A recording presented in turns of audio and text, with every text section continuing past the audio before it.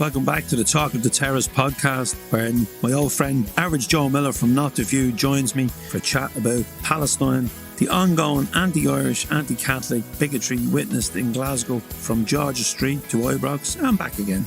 And we'll also look back at the season from hell we just witnessed. Well, folks, welcome back to Talk from the Terrace, and I'm joined again by my good friend over in Glasgow, Average Joe Miller. How you doing, Joe? I'm doing well, mate. A week all day celebrating a Monday night. I'm on the water, Joe, because I do my drinking now on a Saturday. Sunday is recovery, and then back to work Monday. Have you been out walking today? I see you got a big red coupon again. Yeah, I actually think I didn't forgot to put my sun cream on today, Joe. I only had it on my nose. I have a thing, right? And Irish people get this, right? This is the truth, and it's called Celtic or Celtic acne. And when I went to the doctor, I said, look, every time I go on my holidays to Spain, my nose is all pimples. And what story? And he said, that's called Celtic acne. He says, you get it from too much drink and too much sun. He says, it's very common for Irish people. But it's actually, and I said, it's not called Celtic acne.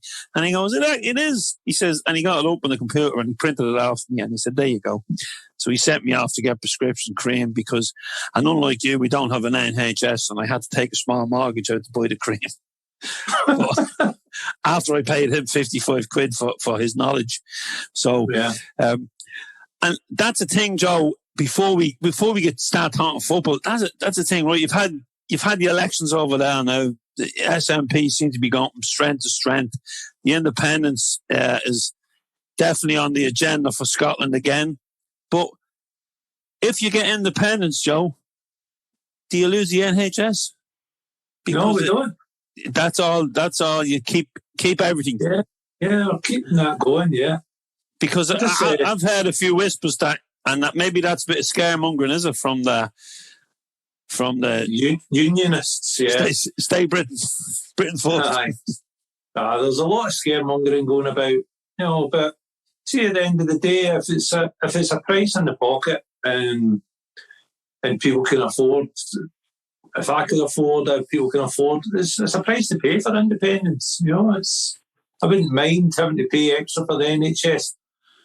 It's certainly getting ransacked just now by the UK government. It's ridiculous what's going on with it. So I think a lot of people in Scotland totally support. Well, they do support the NHS. They know the job that they're doing. They know we have to pay for it. And it's not free because you pay through your taxes, etc. So it's not free as such. But certainly we'd rather my money and Scotland's money go into the NHS than a big fucking bomb just up the road from me here.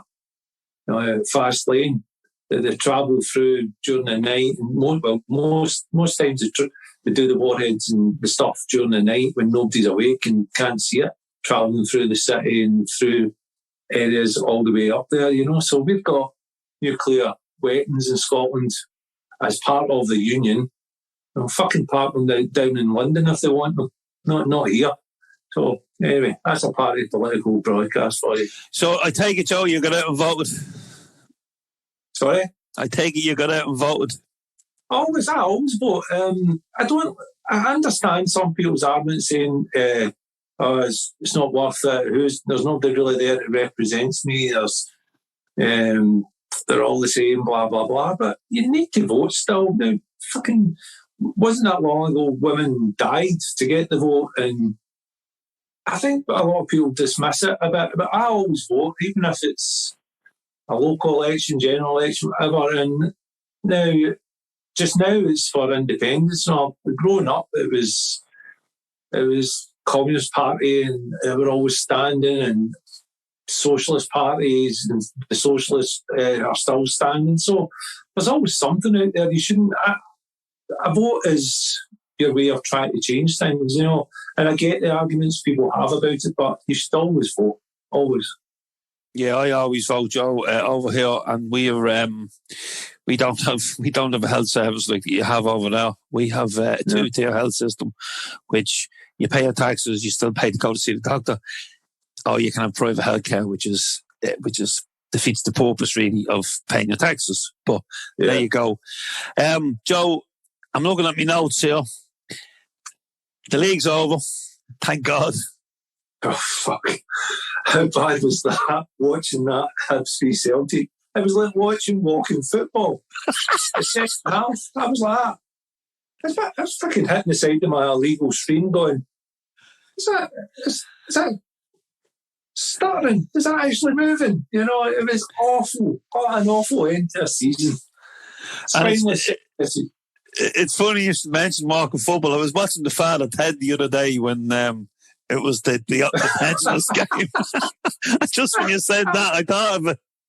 That was more entertaining than that nonsense at the weekend. Jeez, it was bad. But again, a couple of good chances. Maybe should have scored. Don't do it. And it just fades away to nothing. Yeah, it's the story of the season. But Joe, it's just I can't explain. It's annoying, because I know we're laughing at it now, we're getting over it a bit. But deep down, there's still a lot of anger there about how it all came about from the board going into the last few seasons since Brendan Rodgers left, and the kind of downhill we've went since then. And they could have avoided a lot of this happening. And the last time I was on your show, we were talking about the upcoming the Scottish Cup game away to that mob at Ibrox, and I said I didn't want it to be a case of playing quite well, creating chances, and then going, "Oh, we were the better team." But we still had the Scottish Cup to play for, and we never did anything to really go and get it. We still had John Kennedy there, still had played the same players, still playing the same formation, and we were all just to suck it. Next week's the Scottish Cup final here, and fair play to Hibs and St Johnstone in the final. But we should have been striving for that. And the players and the management and the board didn't seem to bother. So that is kind of galling again. And it's kind of, when the Cup is on next week, I'll be fuming that we're not in it, Yeah. And you mentioned Rodgers there, like that we haven't, we've gone backwards since Rodgers left. And he lifts a cup down in England. And I was looking at the build up to it, Joe, and they interviewed two Leicester fans, and it was really refreshing because they were asking them, do you want, Champions League football, top four football, or do you want the cup? And they were saying, no, we want the cup. This is what fans go for. And most English teams, like, the priority is to stay within that Premier League because that's where the money is. So they don't really care about the cups. Well, it's not that they don't care, but they don't. But yeah, it's the fans that are left behind. What fan doesn't want to be in the cup final? Yeah, they'll sacrifice a cup to stay in the league. And it's a shame the way that tournament down there's went as well. Usually it'd be a big occasion, FA Cup, Scottish Cup, same day. You'd be flicking, watching to see who's on. I used to get an interest in English football then. I couldn't have told you who was in the cup final, the FA Cup, until I seen it. I seen a bit on TV. I couldn't have told you who the finals were. And likewise, I can't tell you who's the top two in the league just now. I would hazard a guess, but I couldn't even tell you. That's how much interest I take in that league now. It's just, it's dead to me. But, I suppose, and the way football's gone now, we've got a Champions League final with two teams from England who are not the champions, or were not the champions last year of the league. So, and we have UEFA giving out about the Super League when they've created the Super League. Yeah, I know. It's all the people kind of moaning about that happening. It's just ridiculous, These are the same people that accept that countries' champions can't get straight into the Champions League. The thing it's actually called, be it from Ireland or Scotland or any other small nations. We're treated differently by the powers that be in the Champions League, and it's a joke. It's a trademark should be against their name for calling it Champions League especially when the first ever final of two teams that weren't even champions of their league. That was crazy. It's a bit like the Americans calling their sport the World Series when the world doesn't take part in it. Yeah, they don't let the Cubans play in the World Series because they're the best at baseball. Yeah, I know. Well, yeah, on UEFA, okay, and I'm going to hit on something here from the FA Cup final. So we've got what's going on in Palestine has always been bad, but it's really bad now, Joe. And we had a couple of the Leicester players, photographed with the flag, and I seen the flag in the crowd, and it was great to see fans back in the stadium watching football. It really was. I know someone was spread out, but all the Leicester fans seemed to be together. Like, the COVID restrictions was out the window. They were celebrating that win. And I did see someone with a Palestinian flag, and obviously it was there to give to the boys. And they went on to they were photographed after the game. Now, I don't know if UEFA are going to find them, because they certainly fined Celtic when we displayed Palestinian flags in the standing section. And then we have the club coming out saying that the Green Brigade tried to hijack Scott Brown's going away game by putting up Palestinian flags. And it was displayed that he should have left. If UEFA was going to fine us, yeah, okay, we'll pay the fine. Just like, why make an issue out of it?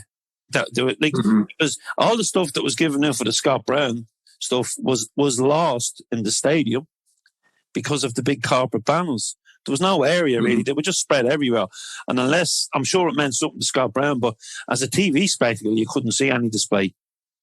Yeah, to be fair, I didn't notice it, to be honest, the Scott Brown stuff. But that's the thing with Celtic. Then they come out and they put out the famine top commemorating the famine. You know what? Let's get real. It wasn't a famine. The Brits had plenty of food. They were trying to kill off the Irish. Mass genocide. Yeah, of course it was. And for it still get called the famine, the Great Famine, and all that now. The Great Famine, fucking using the word like great with it. It wasn't. There was plenty of food. They just let people starve. I seen a list of what was shipped out, and I think it was at Cork the same day, one of the biggest days of the famine, when a lot of people died. And I say I'm using famine, but it's masses of food was transported out of the country. So, but that kind of gets me about Celtic in a wee way, and all of us, we kind of conditioned to call it the famine. It wasn't. The Brits knew what they were doing. But you know that more than me. You're over there as well. But maybe you don't know more than me, as in, I think people in general just kind of get conditioned into saying it as the famine, and then it's gone the next day. But it should be played in our minds all the time. And it should be remembered properly, not with this kind of pussyfooting around what the British government done at the time, Yeah, well, it's in the history books as the famine, but the history books, seem to be wrote in a way that doesn't offend anyone, man. But this is the history. I know my history, and I know that I know Ireland. We've never invaded anyway, We've been invaded by plenty. We had the Vikings and then we had the Brits. But yeah, it was mass genocide, and I did see someone had commented on social media, and I said, yeah, they're calling it right here. But but like all this, Black Lives Matter, the boys taking the knee and everything, and very welcome. But there's no one taking the knee for the Palestinians, because it's not, because the Israeli state is too powerful. Well, one thing they've done is grab the media quickly. They've done it. They've been doing it for years, but they really do have a grip over the media throughout the world, and that's why they bombed AP and Al Jazeera building just the other day, because they know that's where it matters is to get their side across and stop anybody else's. Now, and as soon as you talk about this subject as well, you need to be careful, because in the back of your mind, people right away will say, you're against the Jewish people, and they start pointing fingers, and then you're not against Jewish people, you're against the Zionist government there. I'm against loads of governments throughout the world, been plenty against my own government here. It's not against the actual people. It's a state-run government. It's doing it, and they control the media so much that look at Jeremy Corbyn, for example. He was out protesting in the street against fascism and everything, and he's been absolutely massacred as being anti-Jewish. That was one of the major plays they'd done on him, and backed all over the media here. It's a fucking shame for that man. And hung out by members of his own party as well. Exactly. Well, that's the thing. That's all they kept playing on was anti-Semitism and the Labour Party. And just thinking, where's that come from? And where is it? But it never really got shown as, there you go, there's the proof. It's just a lot of individuals who spoke out against the Israeli state were labelled with this. And that's the way it is. And it's a shame, because as I know you want to talk about it, because as I say, I went to see Celtic over there twice, and some of the people are just like you and I. They're great people. There's a lot of great people there who don't agree with their governments. Yeah, and there is teams over there, Joe, that will have left-wing fans. Yeah, of course they do. But they even a lot of the left-wing organisations over there get clamped down by their government, because it's seen as being too left and being pro-Palestinian as well. Because a lot of ones I spoke to and a lot of people I know over there that were saying that, they're going, Palestinians have got the right to be here just as much as if I've got the right to sit here. And these people were saying this, and you just think, that's not the message that comes across when it's happening. It's getting they're so right wing, the Israelis now, the government, and the push for it is just so right wing. And it's kind of hard to get your head going, how can they be right wing? Because everything they associate with right wing is fascism, the Nazis, all the rest, and you just think, how can they go that way? But that's the way they're going. They're totally right wing. And you, as you mentioned, you've been there twice, but the last time you were there, Joe, that was the Beersheba game. Yeah, and you went into Palestine. Yeah.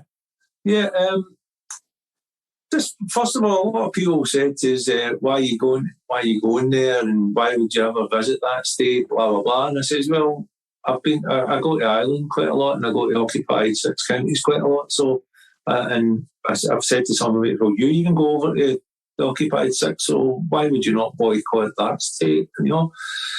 But it was a Celtic game, and plus we were going down to the camps as well. So I wanted to educate myself and see it. You can only get these chances every so often. So anyway, we went to the game, and it was straight after obviously the home game, and we had the fine and all the Palestinian flags up and all that, and support the people there.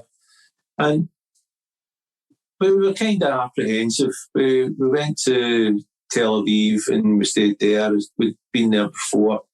We walked into the hotel. It was Scott, who writes for More Than 8 Minutes as well, contributor. And but he used to be, it hasn't been in away days, so we haven't heard from him. Well, that's the thing, no away days now. But and immediately we were talking to the people at reception, and they says, "Oh, are you over for that?" Oh, Christ, what was here? And we went, "Yeah, we're over for the Celtic game, Beersheba, travelling down later." Right, you done a great conversation. Got his brother out, we sat and spoke about it.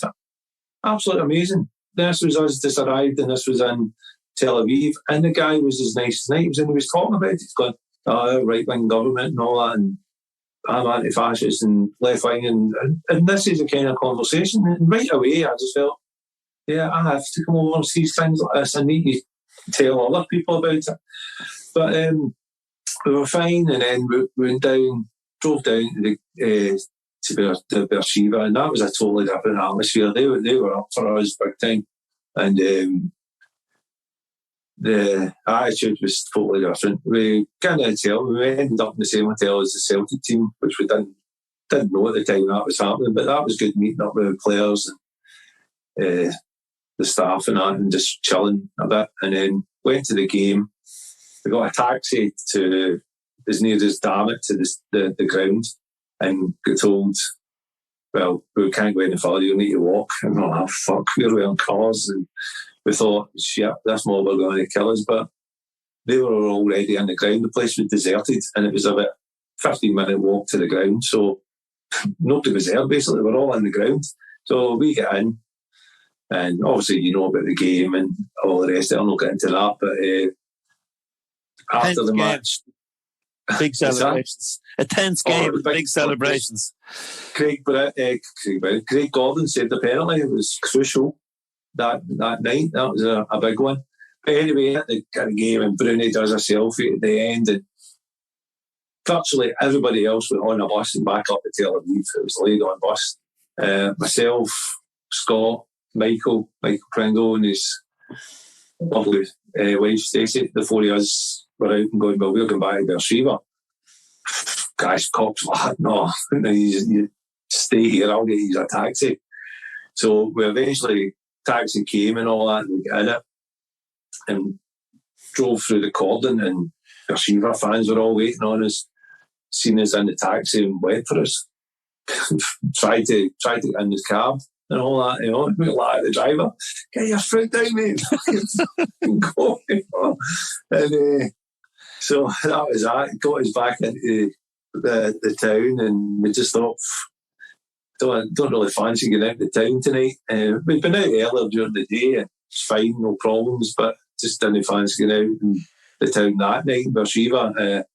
Just went back to the hotel, a few beers, and then next day we went all down the coast near Jordan, and then up to Jerusalem and into the Arab side of it all, and drove down into Bethlehem, and that was the people there, because they knew we were Celtic fans, and they were unbelievable the way they came over to us and spoke about how good the display was, the Green Brigade display. They didn't know it was a Green Brigade, they just knew it was Celtic fans. Same thing in a way, but didn't know it was a group that done it. But they were so proud that somebody actually was thinking about them. That's what they were saying. We didn't feel alone. We actually thought there's people that do think about us or try to make an issue about their plight. And there was one wee guy who said to me, he goes, "Oh, what happened with the football?" And I says, "Oh, we were shite last night." He goes, "In my neighbourhood, silence." And as he was, it's going, silence. You could hear the Celtic game on the TVs. And this was around his area.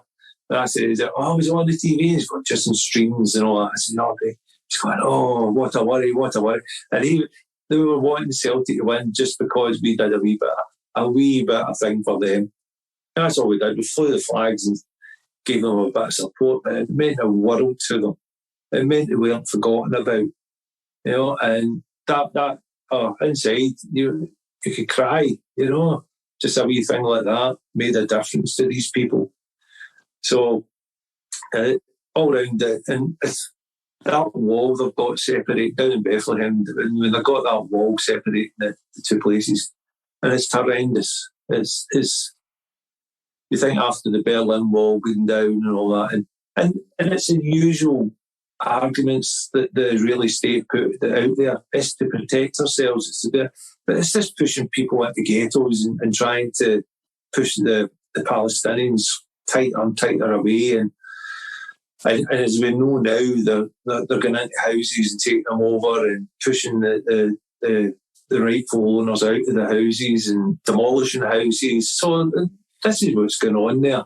And I say, when we went up to Jerusalem the day after, and again, I've been to Jerusalem before. I love all the history and all that, and it's divided into 4 quarters. And Big Hyde was taking us going to talk away. And again, he was talking about Celtic and when we said what we were over for. And he was coming out with the same stuff. He's going, I watched it on the TV. We were all talking about it. All our neighbours, we were all talking about it. And it's a lovely city, but they are getting forced out of that as well. And it's ridiculous that the world isn't doing anything about it. It's because they really don't have any friends as such. The Israeli government are working on the Egyptians and all the other Arab states, and who would usually always come out and support the Palestinians straight away. And they're all getting worked on big time to stop supporting the Palestinians and making it worth their while not to. It's a crying shame because they're just normal people, you know. They're not all these Hamas terrorists as every media outlet portrays them. It's crying shame, but it was such a trip. It meant the football for us is the main thing, and we think, oh, that's it. But Chris, that came so much above it, you know, so much above that result. Just seeing that and seeing what a wee gesture done at Celtic Park did for these people. Amazing.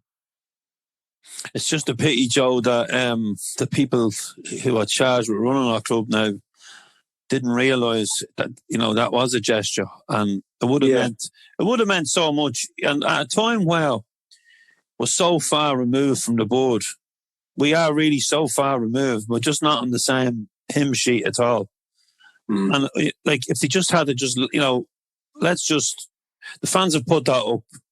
You know, the fans that paid a hard-earned cash not to get into the stadium, you know, let's just leave it. And it's a solidarity statement. And they go, no, take it down. And then the fact that they didn't just take it down quietly, they went out of their way to tell the world that they tried to hijack the Scott Brown. He's going away, like, you know. They made a huge... And the PR system, Joe, is just broken. Yeah, we're not asking... I don't think anybody's asking the Celtic board to come out and think what I think and think what other people think or guys do. But just show a bit of common sense and a bit of decency, because they know what a lot of fans think. They know kind of what our politics are. I'm not saying come out and wave the flag officially, but don't trample all over us, especially after what happened with the Bear Cheever thing. We had, what's the guy who used to be, was it Pink Floyd guy, had it in the back of his screen and all that, and he was making a point when these are football fans, Celtic fans, massive publicity out of that as well. And you've seen, as you said, we raised the money for the fine that was given to us, you know. And why is that a fine that you wave a Palestinian flag? How's that a thing that you get a fine for that? How did that manage to creep in? It's ridiculous. Yeah, it's mind-boggling, but it just seems to be like, and if you reverse that, if we all had Israeli flags and we waved them, there would have been no fine. No, exactly. So, you know, there's bigger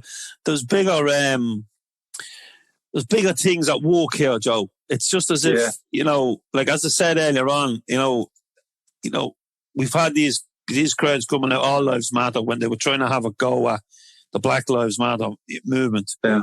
But like now we have, like, I don't hear them coming out, but all lives matter. I don't hear them coming out, but the Palestinian lives. So, well, I didn't think, I knew exactly where they were coming from anyway. But it just seems to me that, you know, and it's shameful. And I suppose now because Joe, we have social media and we can tap into other news channels that, you know, like, when we were growing up, you watched the BBC News, or we would have the RTE News here. That would be it. We now have other news channels and other news outlets sharing these stories. But it's not even a case of like taking sides. It's a case of right or wrong. It's wrong to kill innocent children anywhere in the world. And the silence is deafening from certain quarters. Yeah. You know, and as I said, it's not. We don't want Celtic to be telling everybody what our political stance is, because that's mental. The whole ground has got a different political stance, but generally deep down, we come from Irish immigrants. We know what it's like to be treated differently and be not been told that you're scum, you're second class, and all the rest of it. That's where we come from. That's where we are. And people who maybe are not from that background embrace that with Celtic. And if you don't like that and try to make it out as if we're something different, well, you're kidding yourself, because that's what we are as a support. That's what we are as a club. But I agree that the board aren't the ones to shout it. I'm fine with that. We can still shout it, but they shouldn't be shouting it against us because we're shouting it. That's a crazy situation. 100%. And then there was on Sunday in Glasgow, in Georgia Square, there was a solidarity rally for the Palestinian people, which was peaceful. And I saw some of the pictures, and I saw the square after. It was quite clean, which was a little different, Joe, to what the people of Glasgow had to put up with 24 hours earlier. And the one thing that sticks out with me, Joe, because I know, history told us only a few months ago what they were going to do. But the fact that businesses that have been closed down during COVID weren't allowed to open their doors. The Celtic shop had to close. The Irish bars had to close. Italian restaurants had to close. People couldn't go into their city for a meal. Joe, this is madness. This is the police and the people in power's fault. Yeah, but this is what gets me about it was, celebrate all the one. That's it. The one, that's it. We can argue things about the football side. Celebrate it all you want. Of course, that's what happens. But if we're over at Ibrox, why is it not get there? Well, of course they should. The crowd shouldn't have gathered, but you knew it was going to happen. But why then bring them into the city centre? They basically tracked them all into the city centre. That is absolutely ludicrous. They done it the first time when they won the league. The league was won. They actually escorted them from Ibrox into the centre and then do it again. That is just mind-boggling. Even during the pandemic, when it wasn't a pandemic, we couldn't even get a parade going down the Gallagher and not even to go into the heart of the city centre, just go down to the cross where basically all the Celtic pubs and where we'd all be and have a party. They stopped that. And you're just thinking, how can they stop that? But escort them from one part of the city right into the heart of the city centre. And there's a lot of arguments about the police, the government, and or the two of them. But these things are ongoing for years, and you take it back to how the Orange Order are allowed to march wherever they want, and because there's been a wee bit upset that they can't do it now, there's a thing called Protestant Lives Matter and stuff like that. And you're just thinking, it's fucking real, they're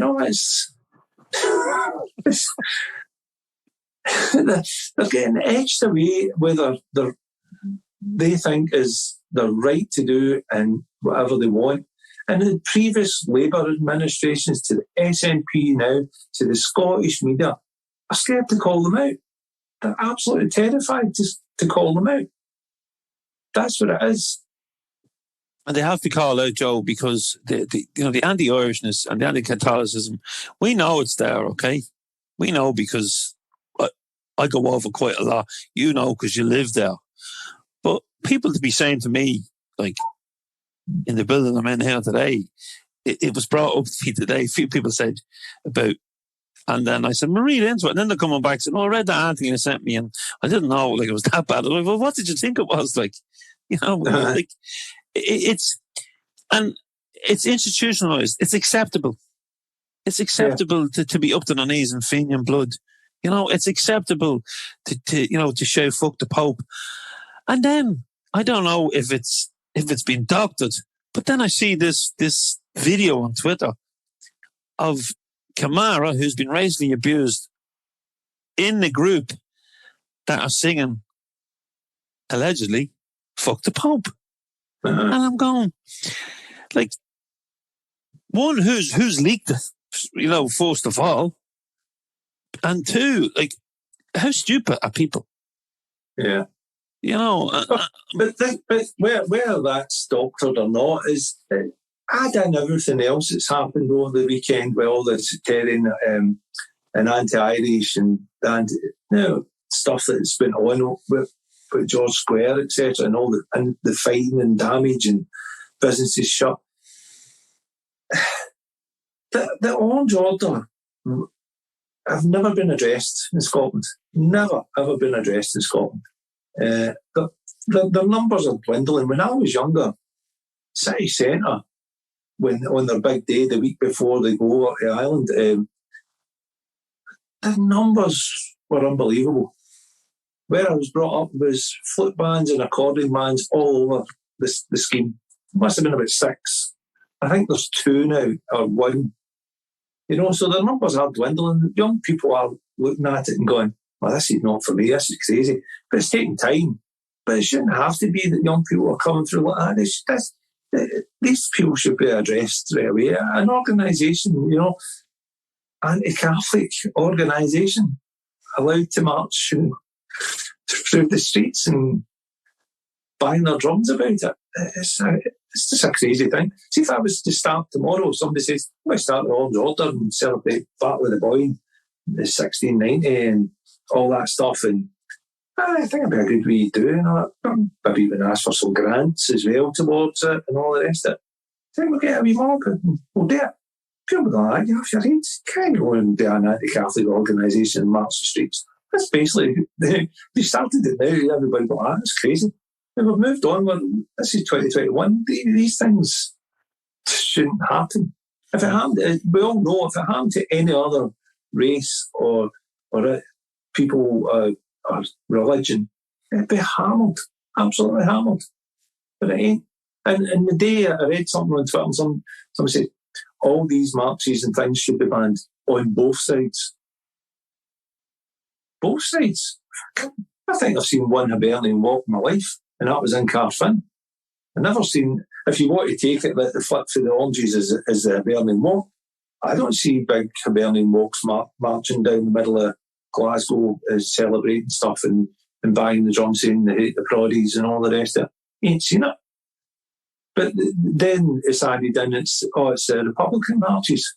So political views now, the opposite of the anti-Catholic Orange Order movement. I don't get it. That isn't the flip of it at all. No, it's like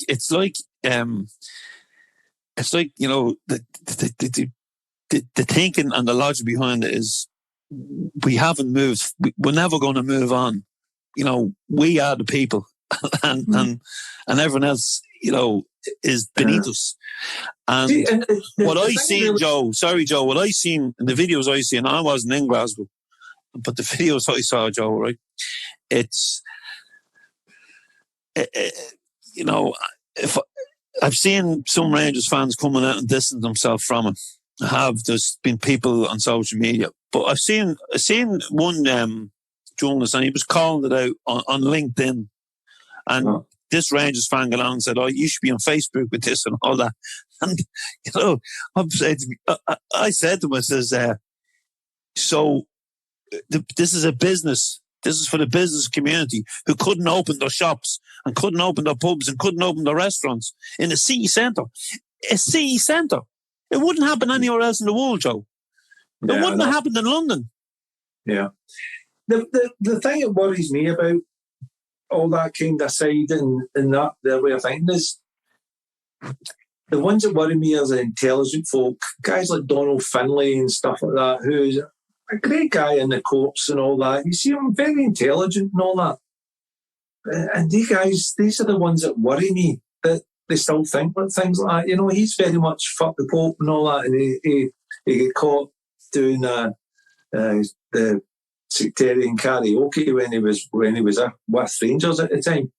And these guys worry me, people who are quite intelligent that can see by it, and I've had it through my life because not so much, as you know, I'm an atheist, but I was brought up Catholic, and then when I decided that was what I wanted to be, was an atheist, that's it.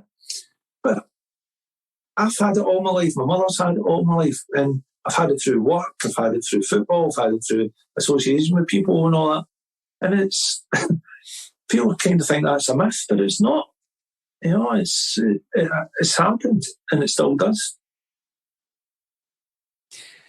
Yeah, and like, as I said, Joe, you know, like the pubs are closed down, and the first one I seen was Conley's, and you know, 2 weeks previous I see them opening back up, and I see the excitement of the staff, the management, the punters. You know, I see McCool's, I see, you know, the lads outside McCool's, I see them outside Traders Tavern, I see people out, and I'm going, oh, I can't wait. I just can't wait, because we open up on the 7th of June over here, and I just can't wait, because you're that little bit ahead of us. And I did sneak over into County Down and enjoyed a few koi points in a beer garden. So a border raid. I did break it, and within, I think I had 3 points, Joe, within half an hour, and within a couple of hours I had to go. I just made it big of myself. It was, and but I said, I know, I won't go back there. I'll try and hold out until the 7th. It's a Monday, bank holiday Monday, and I'm really, really looking forward to that. But we're still under, Glasgow and Moray are still under the same restrictions. Everywhere else has been lifted, that you can drink and eat inside and drink inside. But Glasgow and Moray up in the Highlands, we're still in the same level. So we actually can't go inside and drink in the pub. We can still drink outside, but not inside. And when is that going to be lifted, Joe? I don't know, because it was just announced at the weekend there. There's too many cases. It's happened, so I don't know when it's going to. Hopefully they'll look at it at the end of the week. But I just think with everything that's on at the weekend, I can't see the numbers going down. You know, it's so it might be a couple of weeks yet. So you mean the spread of COVID by bottling your fellow Celtic or your fellow football fans? You know, beating them up. Yeah, I know.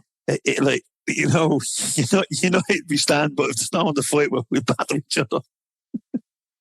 The battle of COVID Square at the weekend there.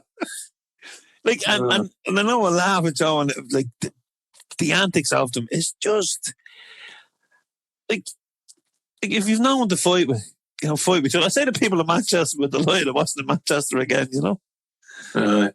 It's like I get it. We're not saints, you know. We've got people in our support as well, but when we win, we all head back to the ground and we head for certain areas, or people go back to where they come from and they're back to their schemes or whatever. We head into McCool's in that area, and everybody splits up, but we're all celebrating. We're not out looking for anybody.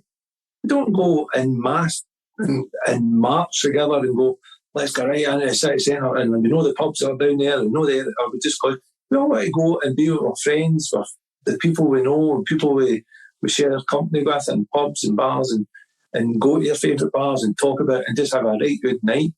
And there is a bit of trouble. There's always a bit of trouble in city centres, but it's not purposely generated by making it happen and by taking them all into the city centre, which was done there. That was unbelievable nonsense.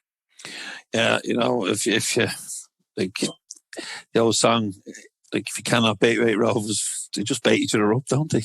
They just bait each other up, like, you know.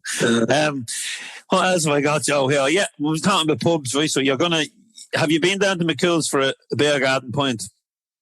I'm not at the beer garden pint. I've been down seeing Nicky a couple of times and just having a chat during the day just to see how things are going and stuff. But I'm not, unless the weather's absolutely brilliant, I'll sit outside and have a drink. But when I was underage drinking, I wouldn't go out in that weather for a beer.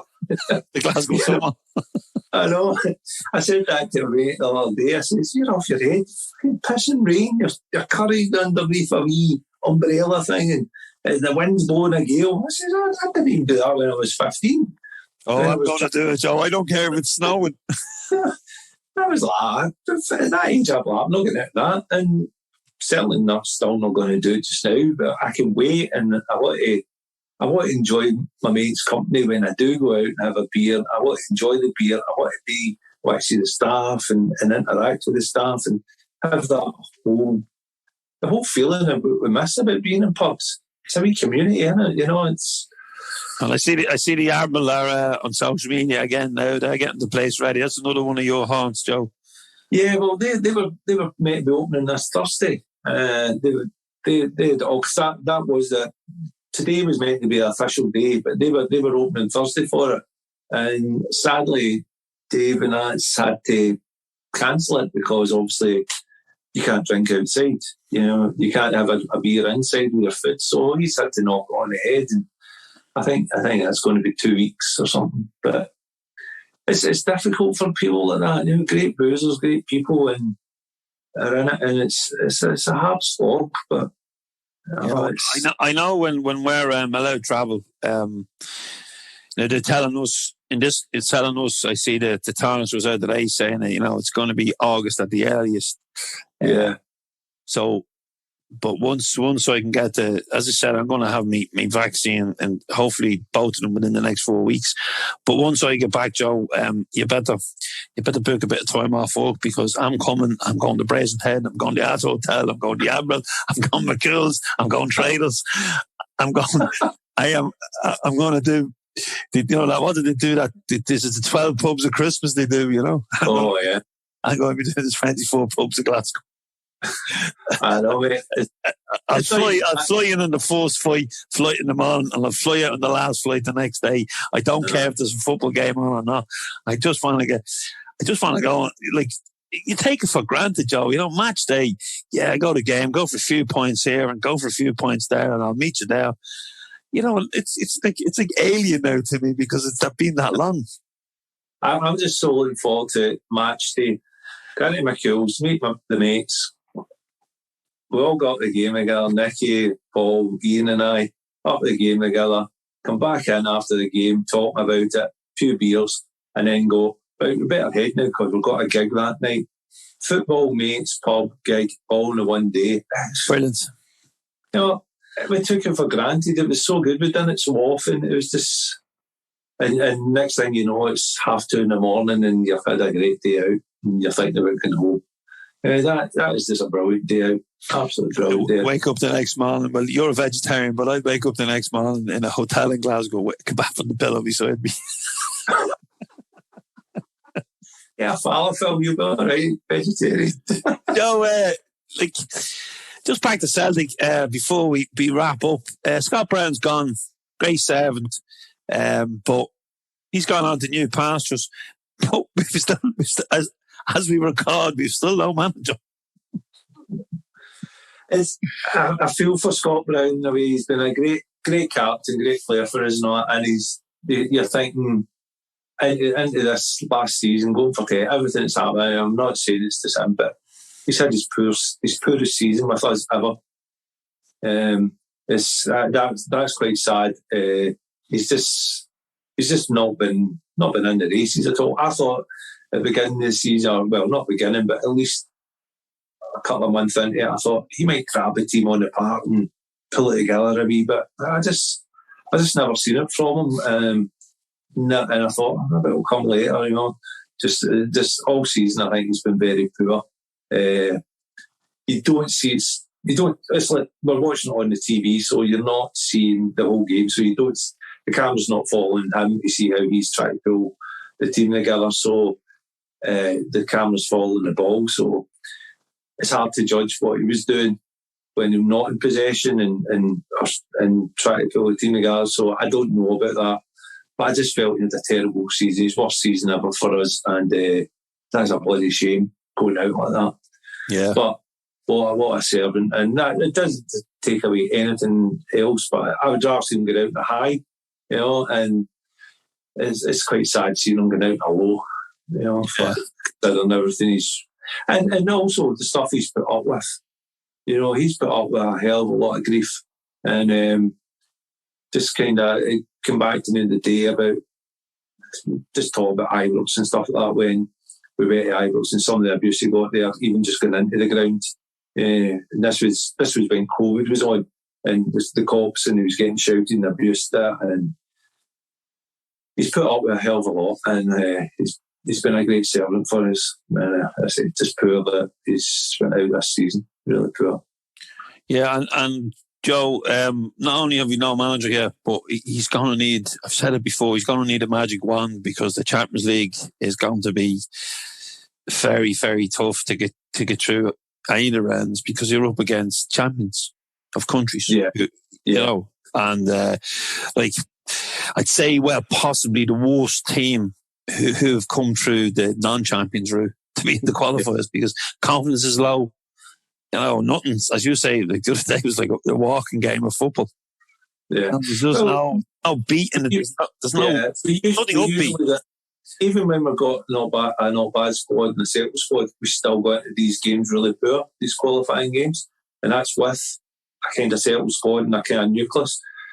Out of that team, and it played on the weekend there, Saturday against Hibs. We've got low knees. We've got players that are certainly going to be there next season. And then when you count all them, you're kind of talking maybe about 6-8 players, and you're going, well, who do we keep out the squad? It's easier to actually count the players that we're going to maybe keep or want to keep. So whoever who comes in, whoever, we're still waiting. It's quite an unbelievable job. It might make a couple of signings.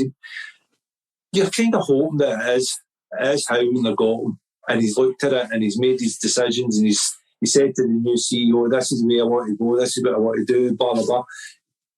Any other business or any right-minded fan would think that's what's happening, but it is Celtic, so we don't even know if that is happening.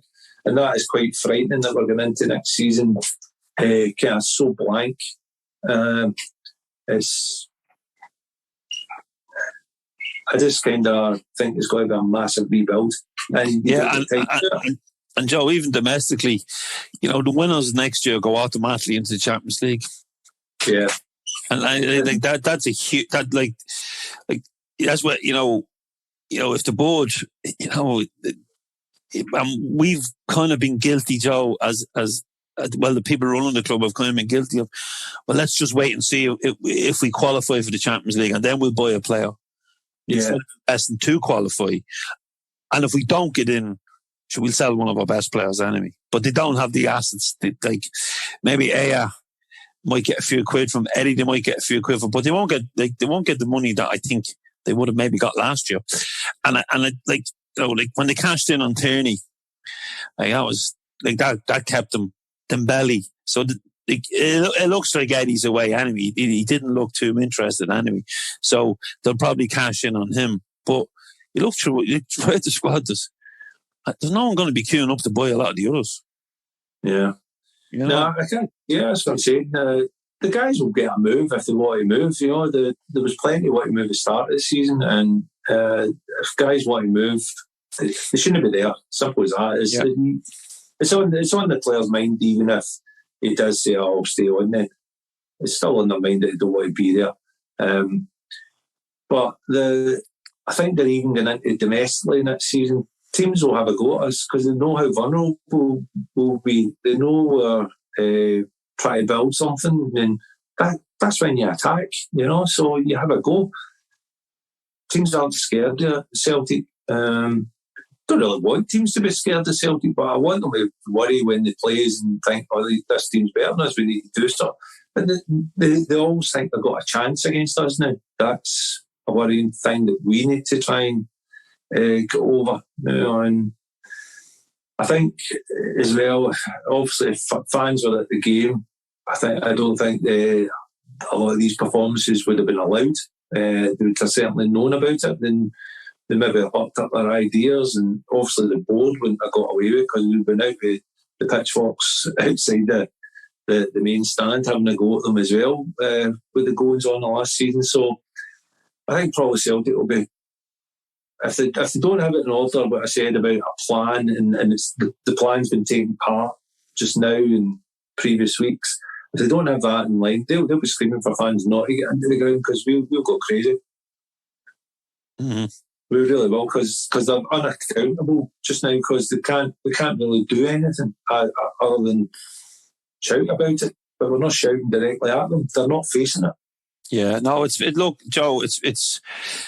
I wrote this week, the null and void season, because it was Peter Hooton was on Soccer AM, and he was going, it's a null and void season. It doesn't matter because there's no fans there.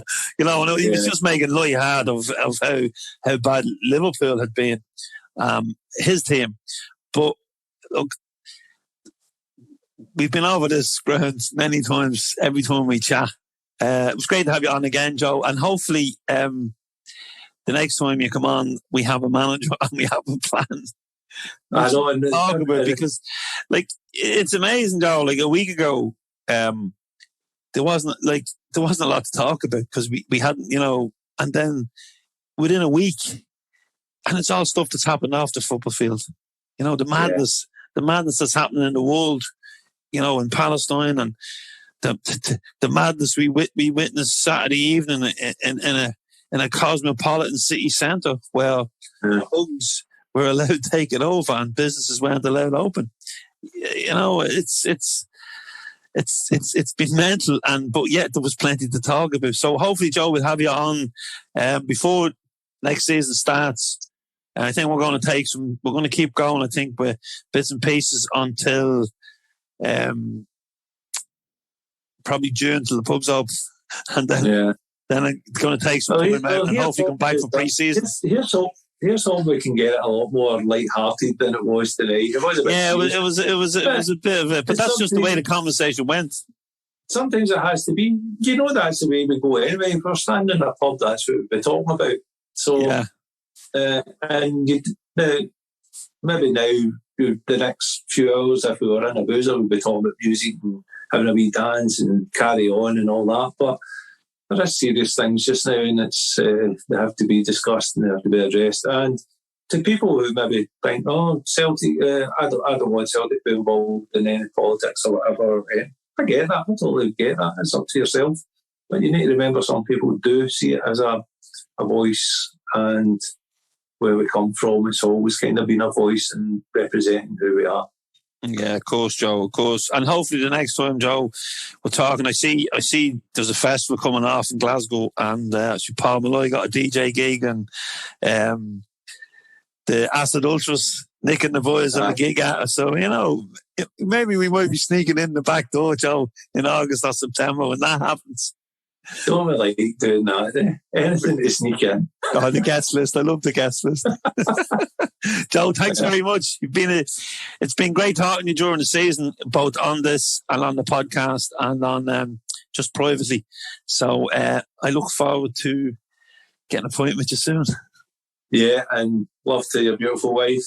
Thank you very much. You know what? Yeah, thank you, Joe. And I'd like to say same to your beautiful wife, Jackie. Folks, thanks very much for listening. And if you'd like to support us, you can do so by visiting CelticFanzine.com, where you can become a member, subscribe, buy or donate for the price of a pint. Don't forget to visit Celtic Fanzine TV on YouTube and hit that subscribe button. And thank you so much for all the support, and thank you for listening and reading.